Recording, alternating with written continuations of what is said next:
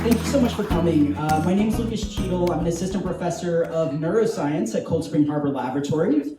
And I'm actually really used to being in rooms like this because when I was in graduate school, I was in a band. So we would always play shows in venues just like this.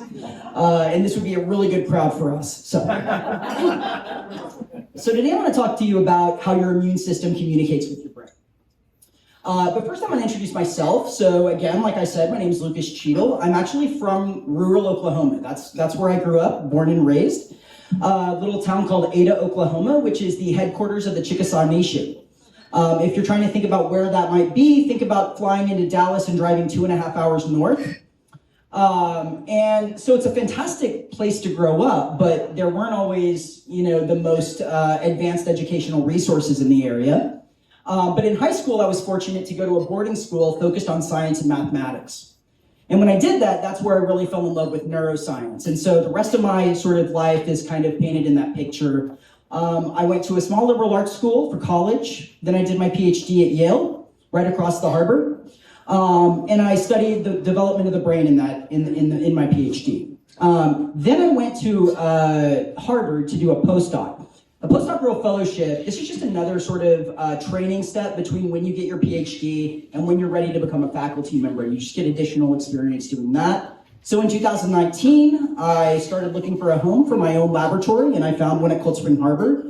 And it's been an incredible place to be for the last 4 years, and I love the community, and I really appreciate everyone in this room as part of that community. And thank you for being so welcoming. So my laboratory studies neuroimmunology. So what is neuroimmunology? Well, very simply, it's the combination of neuroscience, the study of our brain and our nervous system, and immunology, the study of the parts of our body that help protect us from pathogens and infections. And we study how those two systems, those two parts of our bodies communicate with one another. And it's a really exciting topic to study right now because our understanding of this topic is really evolving rapidly.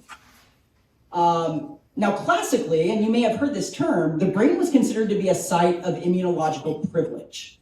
And what that immune privilege means is essentially that the brain was thought to be completely protected from interacting with the immune system at all. And there's a good reason for that. It's because our brains are extremely complex, and the cells in our brains don't regenerate like the cells in other tissues. So if there's damage to the brain, it's really difficult for us to overcome that damage and heal it. So it makes sense that we might have mechanisms that protect our nervous system from these sort of inflammatory or immune signaling pathways. Makes sense. But we now know from work in our lab, as well as others, that the immune system actually does talk to the brain. And today I'm going to tell you 2 ways in which it does so. So when we think about the systems in our body, when we think about our hearts or our livers or our kidneys, we think about very defined physical structures, right? And that's one thing that's different about the immune system. The immune system is less of one physical structure, and it's more a collection of cells that participate in surveying our body for infection and disease. And so I'm schematizing here the immune system, and you can see that there are some organs that are involved in immune function, like the spleen and like the thymus. But to a large extent, our immune system is really 2 populations. We have immune cells that are circulating in our blood, and we have immune cells that reside within our organs, like our brain. And the circulating immune cells are really important because the fact that they're in our blood and they can circulate throughout our entire biology gives them an opportunity wherever they see infection, wherever they see a problem, they can exit the bloodstream and go attack it. That's very, very important. But the other type of immune cell is also important. This is the tissue-resident immune cell. These are immune cells that live within the tissue and are able to survey it for infection and disease. These 2 types of immune cells also communicate with the brain. So let's start by thinking about how circulating immune cells might interact with your brain. When we think about the human brain, I think a lot of us have some concept of something like this, where it is a complicated looking structure with nooks and crannies. It's usually brown or maybe slightly pink. But what I think we spend less time thinking about is the fact that the brain is intricately connected to our vascular system. In other words, there are many blood vessels within the brain that I don't think we always think about. And in fact, if I were to take this brain and take away everything except for the blood vessels, you'd be left with a structure like this. So you can appreciate how incredibly vast the blood vessels in your brain are. And you might think, well, that means there are a lot of opportunities for those circulating immune cells to make their way from the blood vessels into the brain, right? But that's actually not the case usually because of a structure called the blood-brain barrier. And this is a very special part of the blood vessels in the brain that are not present at the blood vessels in other organs. And so to demonstrate that, I'm going to tell you about an experiment that a student in my lab, Daniel DiMartino, did last week, where he took a visible blue dye and he injected it into the tail vein of a mouse. And he waited 20 minutes and he asked, does that dye make it from the blood into the organs of that mouse? And so he looked at a bunch of different organs. He looked at the brain, he looked at the liver, the kidney, the spleen, and the heart. And what he found was that the kidney, the heart, the liver, the spleen, they were all blue, right? Because this dye can get easily out of the blood vessels. But the brain was completely normal colored. It was brown, meaning that this dye didn't get in. So that is just an illustration of the power of that blood-brain barrier that in many cases keeps elements from the blood outside of our brains. Now that blood-brain barrier, I'm not going to get into the details of the biology, but suffice it to say it's comprised of 3 different cell types, specialized, called endothelial cells, parasites, and astrocytes. And when we're healthy, in most cases, that cellular boundary is sufficient to keep immune cells and inflammatory molecules from entering the brain. But the blood-brain barrier is not a static structure. It's incredibly flexible, and it can change its permeability in relationship to many different types of cues. For example, if you have a viral infection, if you have a bacterial infection, if you have an autoimmune disease, for example, the blood-brain barrier in places can actually start to break down. That allows immune cells to get into the brain, which can be detrimental. So it's not just that, all healthy people have a completely intact blood-brain barrier and everyone who's sick has a blood-brain barrier that's breaking down, but it is to say that throughout the process of our lives, blood-brain barrier is not static. What I'm trying to get at is that circulating immune cells can make their way into the brain despite the blood-brain barrier. So that's basically the overview of how cells in your blood can make their way into your brain.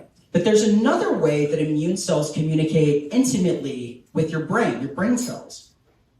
And that's through tissue-resident immune cells. And I don't know how many folks realize this, but the brain has its own immune system. It has immune cells that live within the brain, and those are called microglia. Microglia, if you haven't heard of them, we've known about these cells for about 100 years.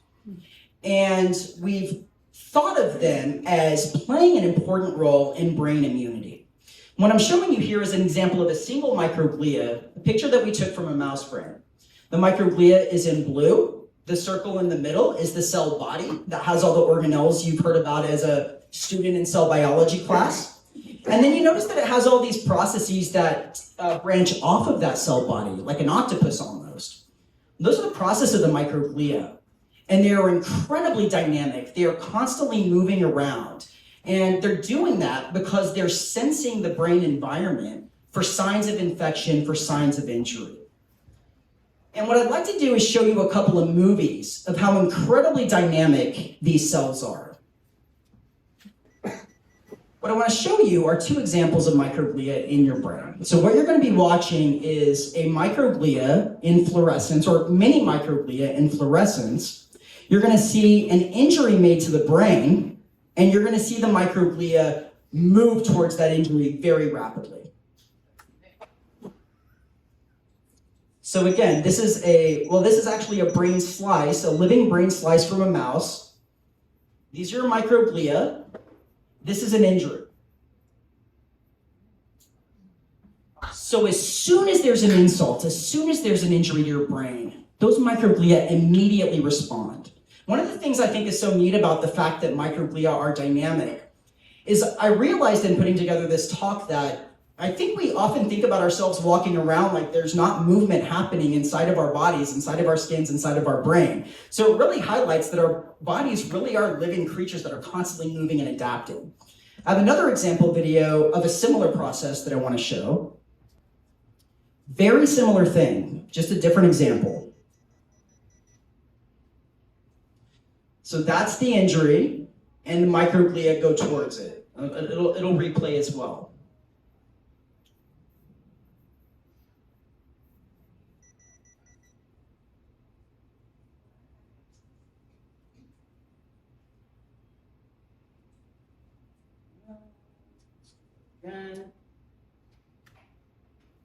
So we're sitting here, we can make an injury to the brain focally, the microglia immediately go there. So your brain is very well protected. But what's been really new about sort of the biology of microglia over the past decade or so is that they're not only important for protecting our brains from inflammation and for injury, they're also very important just for supporting the health of our brains. So, they don't just sit around waiting for some sign of injury or infection. They have a lot of work to do, even in the absence of that. They're important for the basic biology of our brains. And this is actually a movie that was taken in my laboratory by Austin Farrow, who's in the audience. And this is what microglia look like in your brain when there's not an injury. So it doesn't matter if there's an infection or an inflammatory insult to your brain. You have immune cells in your brain that are incredibly surveillant, and they're constantly not only playing a role in protecting you from injury or disease, but they're also sculpting brain circuits and helping your brain perform all the normal functions it usually performs. And so break this down into sort of what I told you today. In normal circumstances, typically, immune cells that are circulating in our blood don't usually make their way to the brain. Regardless of that, the brain has its own immune system that protects it from inflammation and disease. At times, the blood-brain barrier can break down. It can allow inflammatory cues and inflammatory cells to get into the brain. And those signals can actually end up activating the microglia, making them very, very angry, and then that can end up damaging things. So 2 ways that our immune systems really interact with our brain. Circulating immune cells can make it in through the blood-brain barrier, and the brain has its own immune system in microglia. Why does this matter for the work that I do in the lab? So our lab is really interested in understanding how the immune system instructs brain development. And we're interested in that from the context of understanding healthy brain development. So for normal kids who are born and their brains develop for the first 2 or 3 decades of life, microglia play an important role in that process. There are other environmental signals that are important as well. If you've ever been in a toy store, you probably notice how bright, vivid, noisy the toys are for kids, right? That's because all of these sensory experiences that children interact with are very good for our brains. They help our brains figure out what they're going to need to do as adults, and they instruct them in how to do that. That's a really cool thing about the fact that our brains develop for decades after we're born, right? We have the ability to experience the world while the brain still develops. But it's important to also remember that there are detrimental signals that can get in as well. Detrimental signals that get in as children, whether it's a pathogenic infection, maybe it's a virus or a bacterial infection, maybe you hurt yourself, these can actually be a problem for brain development. And so in order to really understand not only how environmental cues shape our development in a healthy context, but also to understand how pathogenic infections can derail that process, we really need to understand how immune cells and the brain communicate. So that's what I had to talk about today, and I'd be happy to take questions for the next 45 minutes or so.